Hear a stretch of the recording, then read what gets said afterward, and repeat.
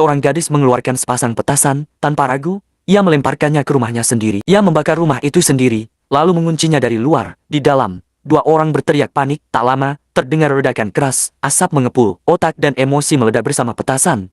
Semua bermula 5 menit sebelumnya, gadis itu telah mengeluarkan seluruh tabungannya untuk membeli bahan makanan dan mengukus sepanci roti daging, demi menyambut kepulangan sang tunangan yang telah menempuh pendidikan di luar negeri selama 3 tahun. Pada masa itu, bahkan saat tahun baru Imlek, roti kukus adalah kemewahan tersendiri. Mobil tunangannya akhirnya berhenti di depan rumah. Namun ketika ia hendak menyambut dengan sukacita, ia melihat pria itu turun bersama seorang gadis asing yang tampak manja. Dengan hati bergetar, gadis itu bertanya siapa perempuan yang bersamanya. Sang tunangan terdiam sejenak, lalu beralasan ingin masuk karena haus. Gadis itu menahan perih di hati, tapi ia tetap tersenyum. Ia mencuci buah, lalu membawanya ke dalam. Di ruang tamu, ia melihat mata tunangannya saling bertaut dengan mata si gadis asing. Ada sesuatu dalam pandangan mereka, sesuatu yang menyakitkan. Akhirnya, sang tunangan membuka mulut. "Siauda, lebih baik kita berpisah. Apa maksudmu? Kenapa mendadak seperti ini? Hubungan kita dulu itu dijodohkan orang tua. Aku tidak mencintaimu."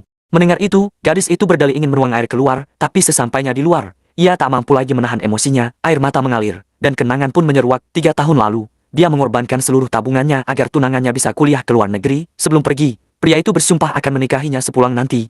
Dalam amarah dan luka, gadis itu mengambil petasan yang dulu disiapkan untuk upacara pernikahan, dan begitulah peristiwa pembakaran rumah itu dimulai.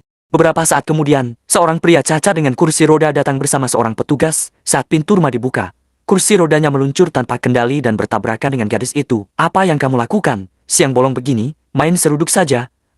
Bukan aku, maksudku bukan sengaja. Tutup mulutmu, jangan sampai aku bertemu kamu lagi." Dengan marah, gadis itu mengambil sepedanya dan pergi, tanpa tahu bahwa pria yang barusan ia maki adalah tunangan sepupunya sendiri. Kecelakaan kecil itu mengubah segalanya, takdir mereka pun mulai terikat. Di rumah, sepupu gadis itu menangis diam-diam, karena dipaksa menikah dengan pria cacat itu. Saat gadis itu kembali dan melihat sepupunya, ia berkata, "Sosis, kenapa kamu pulang? Aku kangen kalian, aku ingin tinggal beberapa hari." Sang sepupu pun langsung punya ide untuk menawarkan jodohnya yang lumpuh pada kakaknya ini, karena sang kakak telah putus huhu dengan tunangannya.